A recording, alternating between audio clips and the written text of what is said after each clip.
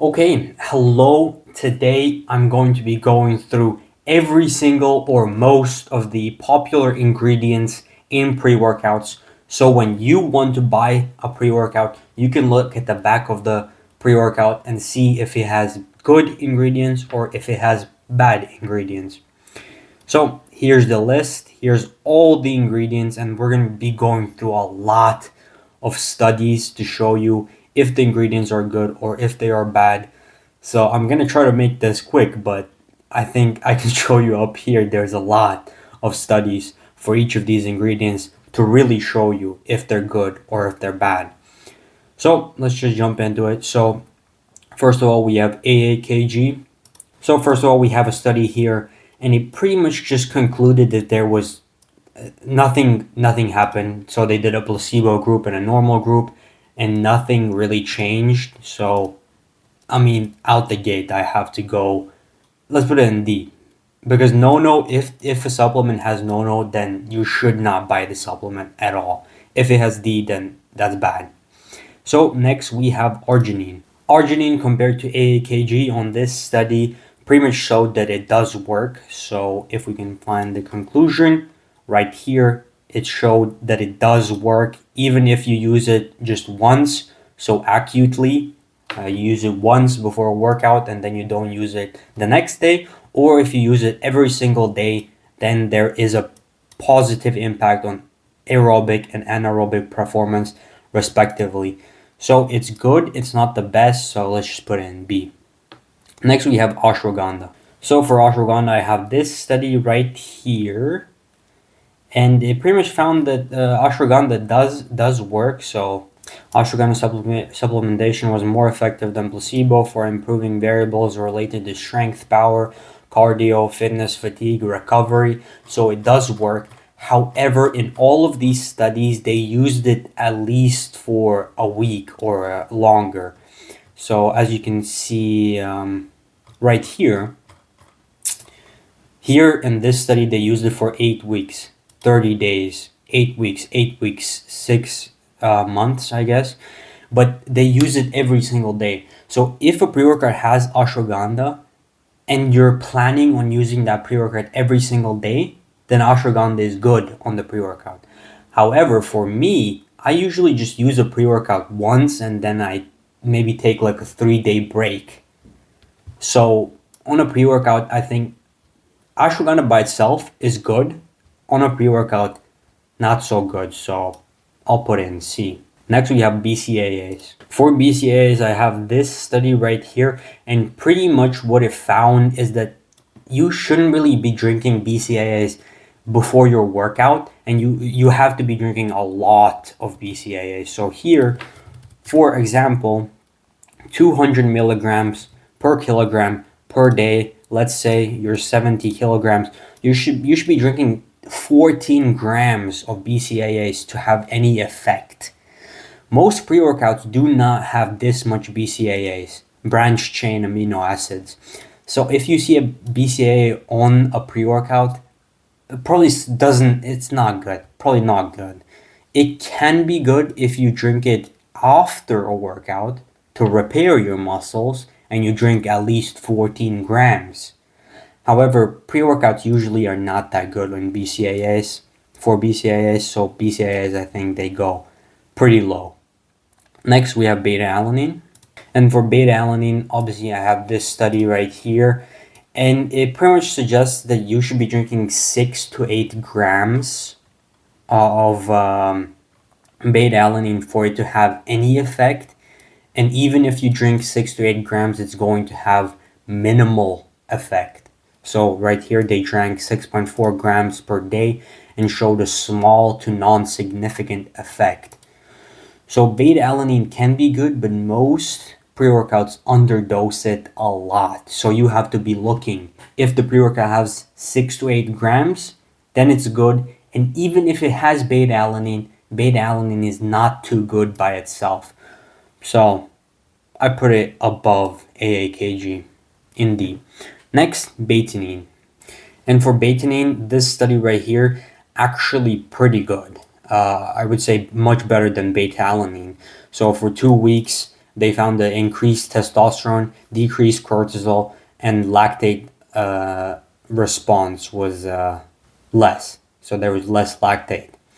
And again, betaine intake improved capabilities to perform more repetitions in the bench press, leg press. So it actually has good support behind it. However, I think most supplements that also have this has not enough of it. So again, you have to be looking at the dosing. But it's actually good. Betaine is actually good. So I would have to put it B. Now we have caffeine. And I don't even have to look at the studies. I know that caffeine is very, very, very good. You're gonna find caffeine in pretty much every single pre-workout because the studies are just overwhelmingly good for it. Again, right here, caffeine significantly increased muscle strength and endurance among literally fucking everyone. However, most pre-workouts underdose it. So if you're looking for how much caffeine you should be drinking in a pre-workout, it's 6 milligrams per kilogram. So if you're 70 kilograms, you should be drinking 420 milligrams of caffeine. So you have to look at that. How much caffeine will work. No matter what, caffeine will work. However, you have to be looking at how much you intake. But I would say this is the first S tier because it does work. It just does work. Next we have carnitine. And for L-carnitine, this study right here, I found that it does work. It does work. However, I think again you have to be looking at how much you are intaking. So here they suggested you should be drinking 2 grams per day. So most supplements are not going to have this much. They're going to have much, much less. However, it did show that it improved muscle strength, improved anaerobic performance while decreasing post-exercise BL levels. I'm not quite sure what that is. But again, decreasing stress markers and all that. So it does work. However, most pre-workouts do not have 2 grams. So you look at that. If they do have 2 grams, it does work. So A. Next, we have choline. And for choline, I found this study only, but it was in older adults, which pretty much means it was on old people, it did show that it worked. However, you can see it was 50 to 60-year-old individuals, and it was pretty much to prevent the loss of muscle function. So choline does work, but it was tested on old people. So I'd probably put it somewhere down here. Not really needed in pre-workout like ingredients. Next we have citrulline. And for citrulline, again, I want to specifically say that citrulline malate is much better than L-citrulline. It absorbs better.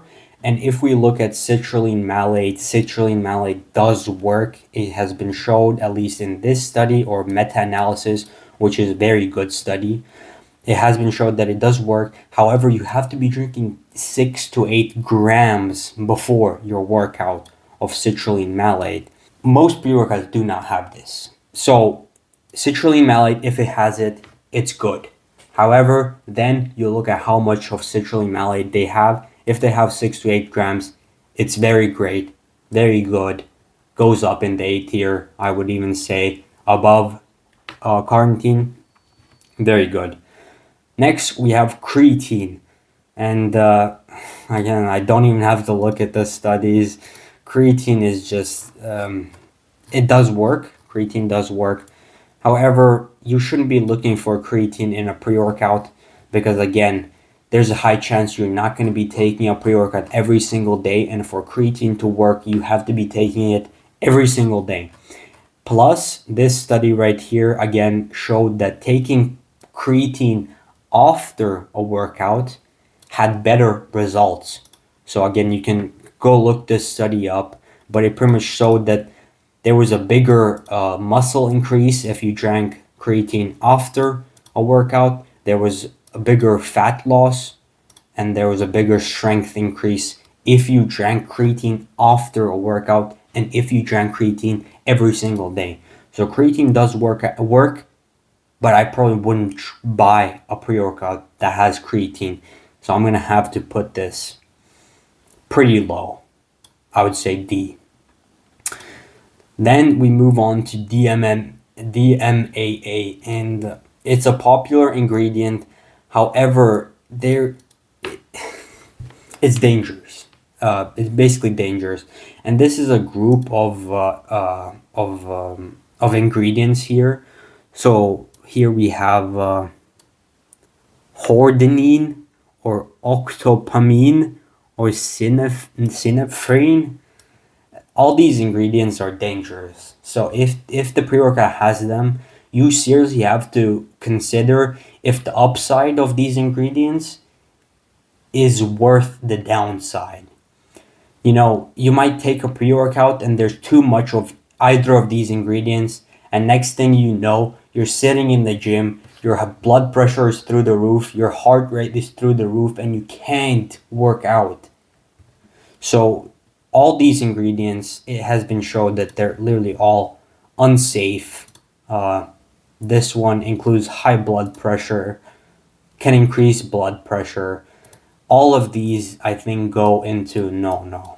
If you see this in a pre-workout, it's not just because the FDA said that they're unsafe. I'm gonna take them. They're all so super good. No, it's because it can genuinely make your workout worse. So you have to consider that. So I wouldn't.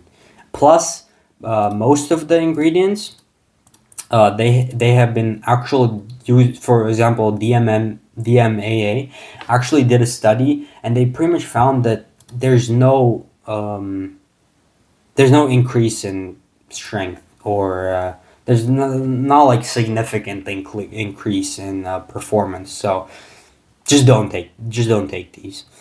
Then we move on to vitamins, and vitamins are great. Again, you can look at this study. Vitamins are great, but if you have vitamins in a pre-workout, you know, are you really buying a pre-workout for the vitamins? Probably not. You know, if you want to have vitamins in your pre-workout, just buy a multivitamin, and that's good enough. On top of that, for vitamins to be good for you, you have to be taking them every single day. And if you're not taking the pre-workout every single day, then the vitamins in them are not good for you. So vitamins, I think, goes very low. So I would put them about here. Next, tyrosine. For tyrosine, I found this study right here. However, it's not too good. I'm not quite sure if this publication is good or if it's correct. Because usually I look at PubMed, so that one's reliable. Now, if you want to look at any studies that are actually good, you go to PubMed. This one, I'm not quite sure if it's good or reliable, but pretty much it said that tyrosine is not good, or it doesn't increase anything, was not significantly increased by tyrosine, indicated that tyrosine has no measurable effects on endurance, muscle strength, aerobic power. And also I couldn't find any PubMed studies on tyrosine, so I'm gonna have to put it pretty low because there's no effect right now. If there comes out new studies on this, it could go up. So next, taurine. And for taurine, again, this study right here, it has been shown that it can be good for metabolism or for antioxidants, so it can be good. However, you have to be looking at the dosing. So either you take 50 milligrams or you take 1.6 grams every single day. So the dosing is iffy, but usually taurine is good. So it goes somewhere up here, I would say. Yeah, that's good. Next up, theanine. And theanine also was shown, so this study right here, it was actually shown that it's best with caffeine. So based on these findings, it has been demonstrated that the study Cognitive performance increased if caffeine and theanine was taken together. So usually, if a pre-workout has theanine, it probably also has caffeine because caffeine is pretty much everywhere. So this one, cognitive function, I'm not quite sure how good that is for going to the gym, but it does work. So also B. Next we have DMHA, and this study right here, it pretty much says that DMHA or octordurine, it has effects on for doping, so it has effects on psychological and psychoactive effects on serious health implications, which usually you don't want to see in a pre-workout.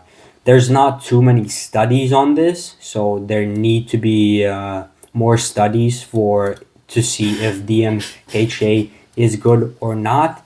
However, for right now, if a pre-workout has DMHA, you probably shouldn't want to buy it. Next up, glycerol. So this study right here, glycerol was found to influence exercise performance on soccer players. So it does work. However, at present, it must be noted that it's not allowed to be used in competitive sports. I'm not quite sure how that goes with weightlifting, but it does work. So if it's allowed to be used with weightlifting, then it is pretty good. I would have to put it up here even. Next up, ginseng. And this one, study right here. So this study right here pretty much found that it does actually increase muscle excitation and perceived effort and accelerates recovery. I'm not exactly quite sure how much it increases those things, but it does work. There's not too much, so there's not too much information on how much it works, but it does work. So I would have to put it. Let's put it up here. Next up, glucuronolactate.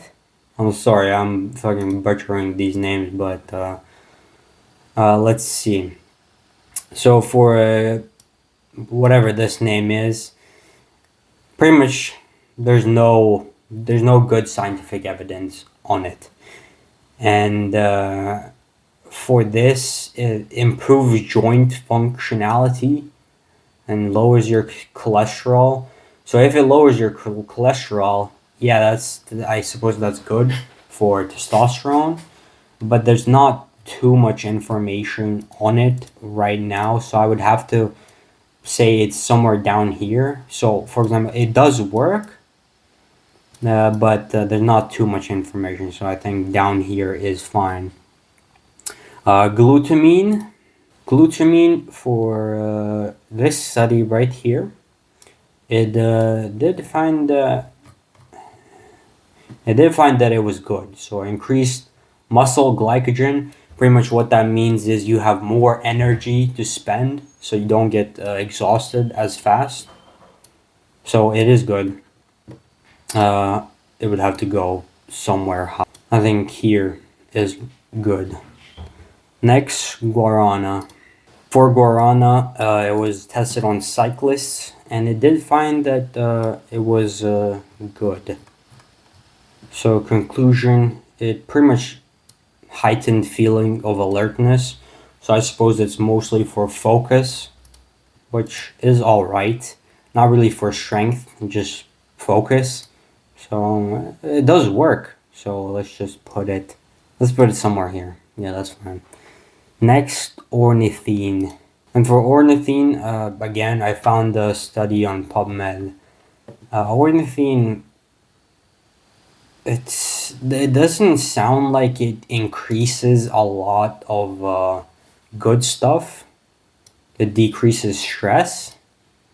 This study, I love the wording of this, suggests that it has a positive effect on stress and sleep. So I suppose it decreases stress. I'm not quite sure how much, but I think somewhere here is fine. And then lastly we have rosea, and for rosea we also don't have too much studies on this. So it does show that it does work, uh, increasing explosive power, as well as increasing quality of life. But for this one, I think there needs to be a bit more studies. So the studies that have been done until now do suggest that it's good, but there need to be a bit more studies on it. So I think this is about right. So if you ever buy a pre-workout, just pull out this list and see what ingredients they have, but also most importantly look at how much dosing they have, because usually pre-workouts have good ingredients, but then the dosing is like, very, very bad. So yeah, this is pretty much my list. So